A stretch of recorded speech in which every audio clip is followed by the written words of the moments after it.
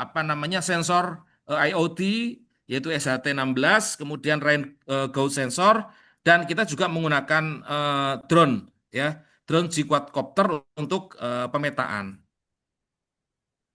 Nah, ini terkait dengan kerangka pemikiran. Nah, sekarang smart agrologistik, Bu sekalian.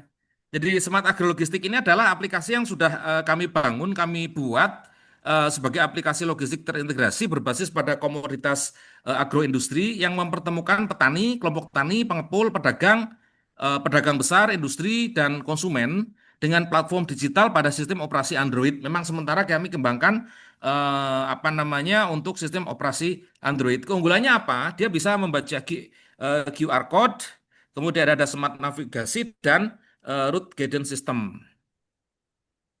Ini inovasi teknologi yang kami kembangkan. Jadi smart agrologistik ini mampu menentukan koordinat lokasi tanam yang sesuai, mampu memprediksi jumlah panen, memberikan informasi pasokan dan kebutuhan komoditas pertanian, mampu menentukan rute logistik dan rantai pasok, dan mampu melakukan penelusuran pasca panen hingga ke industri. Jadi ini interface atau antarmuka dari aplikasi smart agrologistik. Ini metodologi yang kami kembangkan, Ibu sekalian. Jadi ini sebenarnya prinsip-prinsip yang sudah sangat umum ya, sudah sangat umum dan sudah sangat jamak digunakan. Kita gunakan apa namanya kerangka pemikiran yang pertama kita gunakan spatial based cropland sustainability classification, kemudian yang kedua sustainable food crop harvest prediction. Jadi kita setelah kita pilih lokasi yang tepat, kemudian kita prediksikan ya panennya seperti apa. Nah, angka-angka ini atau rumus-rumus ini atau formula-formula ini kita masukkan ke dalam aplikasi sehingga si aplikasi ini dengan pendekatan kecerdasan buatan mereka bisa memberikan apa ya decision support system lah ya kepada kita supaya si petani ataupun stakeholder yang lain bisa mengambil keputusan yang jelas. Ini kesesuaian lahan, Bapak Ibu sekalian, kita masukkan satu parameter baru yaitu perspektif spasial. Di dalam riset yang sudah kita lakukan, ternyata memang untuk kesesuaian lahan ini menjadi penting, faktor fisik dan faktor iklim juga perlu diperhatikan. Ya, ketika kita menggunakan IoT, IoT itu bisa mendeteksi apakah suhunya sudah sesuai, apakah kelembaban atau pH tanahnya juga sudah sesuai. Kemudian dengan rain gauge sensor kita juga tahu berapa toh curah hujan yang ada di situ. Nah, dari beberapa tempat yang sudah kita riset ada 16 titik ya 16 poin. Ini ada satu tempat yang paling sesuai atau sangat sesuai yaitu di Kecamatan Kejajar dari riset ini. Nah, ini berdasarkan informasi dari mana? Ya dari Smart Agrologistik dengan menggunakan aplikasi yang sudah kita kembangkan. Jadi kita petakan, kita mapping, kita naikkan drone, drone memberikan data kepada aplikasi, kemudian kita hitung, kita kalkulasi menggunakan formula-formula ini, hasilnya diketahui bahwa yang paling cocok adalah yang ada di Kejajar. Kemudian prediksi total panen. Kita coba hitung aplikasi yang sudah kita kembangkan Smart Agrologistik ini dengan kondisi existing. Ternyata akurasinya memang mendekati 90%. Ini menurut riset dari Dewi dan Muslih, apabila akurasi lebih dari 80% ini sudah bisa digunakan metode ini.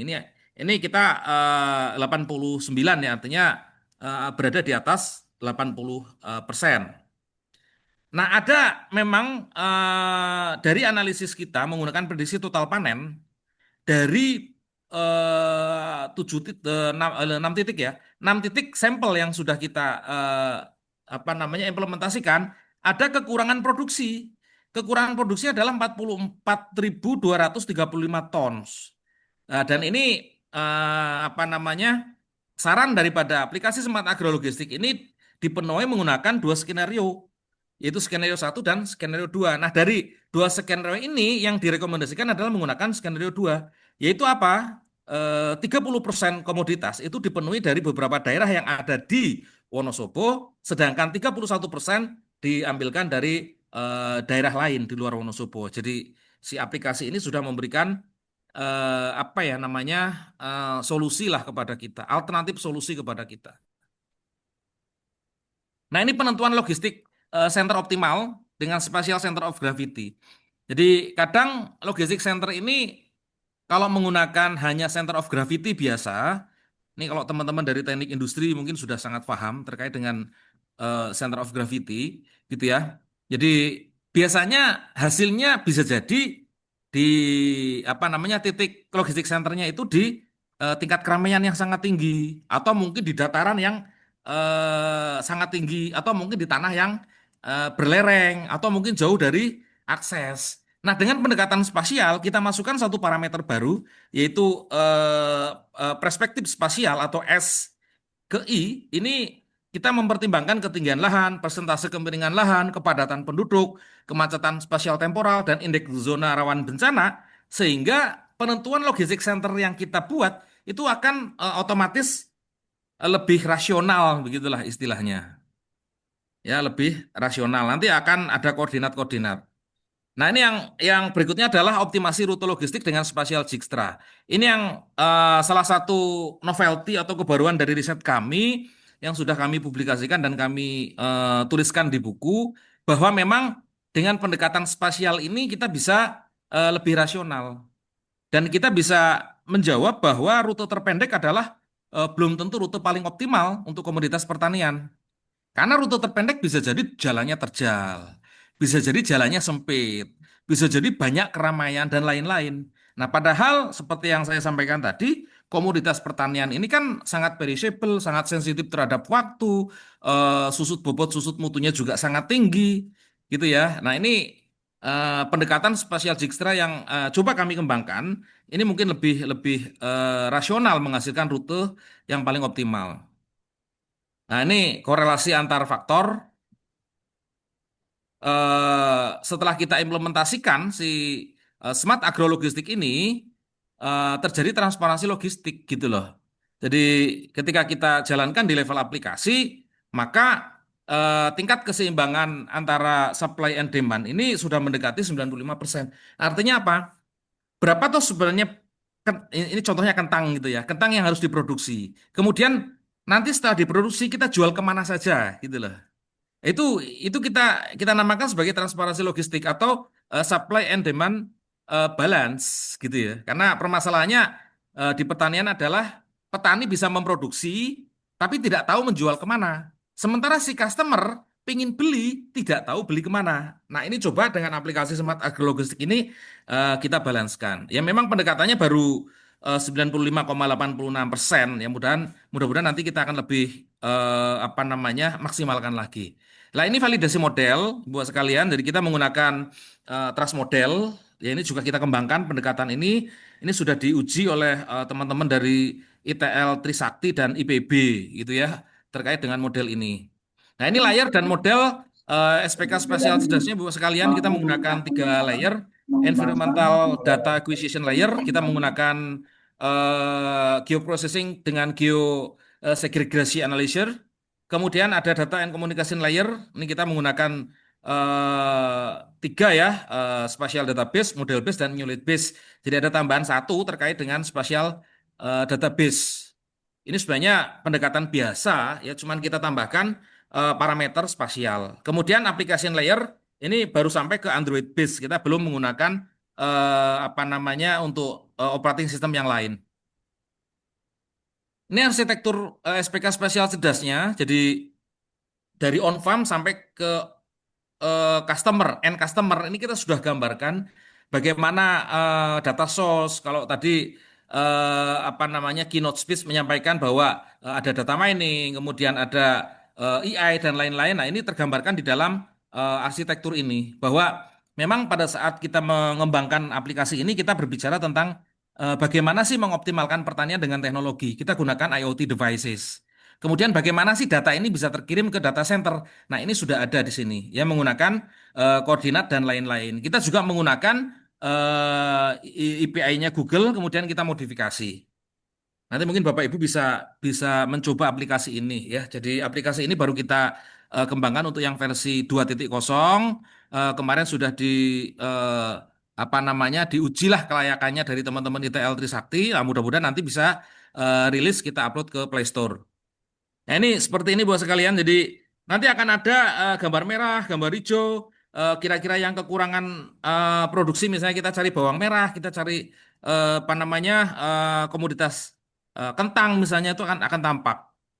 Nah, ini beberapa aktivitas yang sudah kami lakukan terkait dengan smart agrologistik bahwa dari komoditas pertanian, ini banyak hal yang bisa kita lakukan untuk mengimplementasikan AI, kecerdasan buatan, seperti yang tadi disampaikan oleh Pak Ogi ya. Kemudian kita juga bisa menggunakan IoT, kita juga bisa menggunakan big data, bahkan riset saat ini kami mengimplementasikan teknologi AI, kemudian IoT dan blockchain secara bersama-sama untuk komoditas tebu. Ini sedang kami jalankan bekerjasama dengan PT Sinergi Gula Nusantara. Nah, ini beberapa produk yang sudah kami hasilkan. Ini salah satunya adalah alat pengendali hama berbasis motion sensor.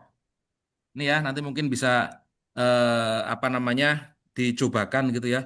Kemudian kami juga membuat sprinkle sprayer untuk IoT, kelembaban, suhu dan monitoring nutrisi.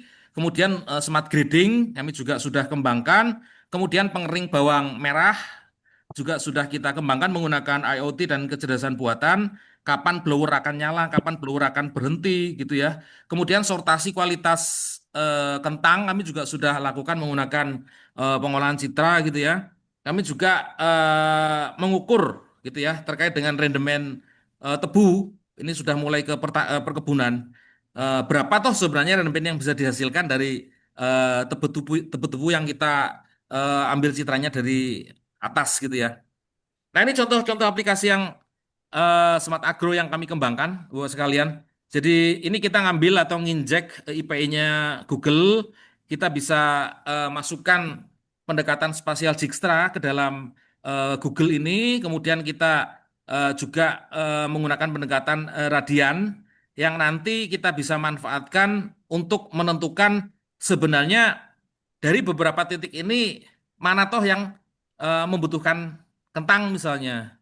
Kemudian ketika kita dari sisi customer, mana toh yang sebenarnya kita bisa beli atau supplier kentang yang baik gitu ya. Nanti kelihatan itu termasuk harga dan seterusnya. Artinya memang dengan inovasi teknologi, dengan AI, kecerdasan buatan, kemudian di on farm dengan IoT, kemudian kita olah dengan big data, kemudian beberapa pendekatan-pendekatan kita masukkan ada spasial Dijkstra, ada radian, ya dan metode yang lain, maka harapannya bisa membantu petani gitu ya, membantu petani dan bisa menyeimbangkan antara supply and demand. Karena memang salah satu apa ya soko gurunya Indonesia ini ya di pertanian dan di maritim menurut saya. Jadi kita coba kembangkan dari sisi ini.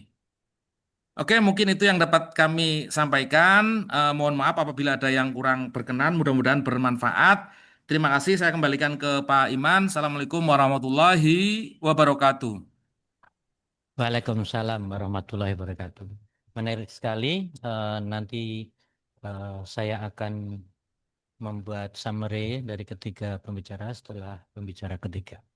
Baik, terima kasih saya ucapkan kepada Profesor Rindra Yusianto atas presentasi yang sangat informatif dan inspiratif. Itu tadi.